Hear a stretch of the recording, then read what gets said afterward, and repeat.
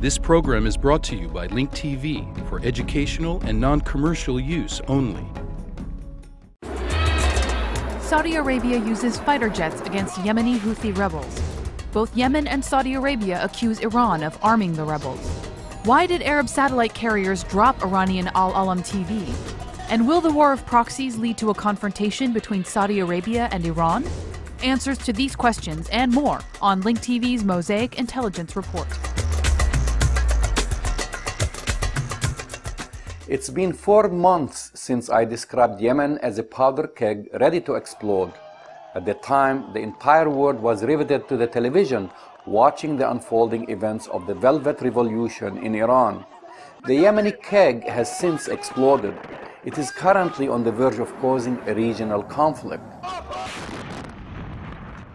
For more than a week now, Saudi Arabia has been carrying out military operations on its remote southern border to punish Houthi rebels from neighboring Yemen who crossed over and attacked one of its patrols. Both Yemen and Saudi Arabia have accused Iran of arming the rebels. I'd like to reassure you that this unfortunate incident has been throttled. There were some armed infiltrators who entered the Saudi soil. They were confronted and finally dealt with.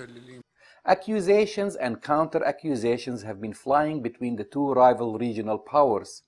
On Tuesday, Iran's Foreign Minister Monasher Mottaki warned that those who pour oil on the fire must know that they will not be spared from the smoke that billows. We warn the regional state, namely the neighboring ones, of intervening in Yemen's domestic affairs. Let stability and calm be restored there, simply because the stability of Yemen means the stability of the region. Instability will cast heavy shadows on the entire region. This is not the first time Saudis and Iranians have faced off in the region. The rivalry between the two countries has been playing its course for years, extending from the Persian Gulf, where the name alone is a point of contention. Saudis refer to it as the Arabian Gulf, into Iraq, Lebanon, and the Palestinian territories. Like the United States and the Soviet Union in the Cold War, Saudi Arabia and Iran have been supporting their factions in all these countries, either militarily, financially, or both. Both Tehran and Riyadh used Lebanon as their own battlefront to settle scores to the point of almost tipping the country into another civil war less than 2 years ago. Iran has been accused of pumping millions of dollars into Gaza and supplying Hamas with arms, while Saudi Arabia has been supporting the Palestinian Authority in Ramallah. Many Iraqi Shiites have accused Saudi Arabia with aiding the Sunni insurgency in the country. Nowadays, even Hajj, the Islamic pilgrimage, is not spared from being subject of contention between the two rivals. The Saudi government has recently issued a warning against pilgrims staging demonstrations during the year's Hajj, which runs from November 25th to November 29th. Although Iran was not specifically mentioned in the Saudi statement, Tehran replied it would take appropriate measures if Iranian pilgrims were interfered with in any way. The Islamic Republic of Iran has long complained about mistreatment and harassment of its pilgrims to Mecca by Saudi authorities during the Hajj season. Like the original Cold War, both countries have launched sophisticated disinformation campaigns against one another. A propaganda war has raged between Iranian and Saudi government-controlled media.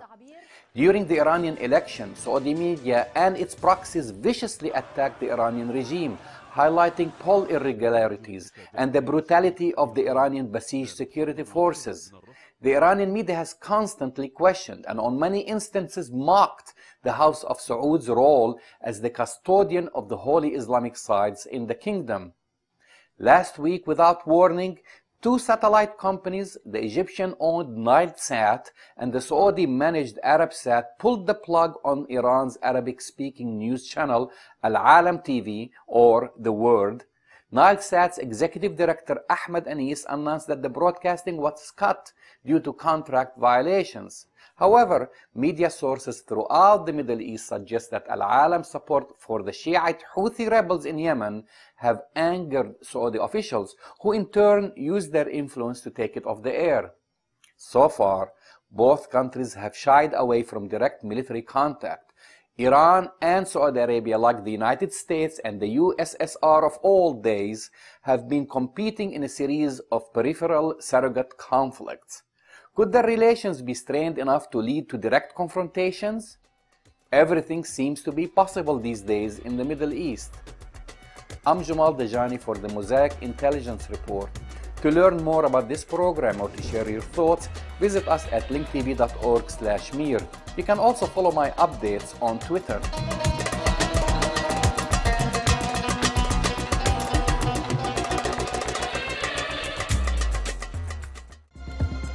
This program is brought to you by Link TV for educational and non-commercial use only.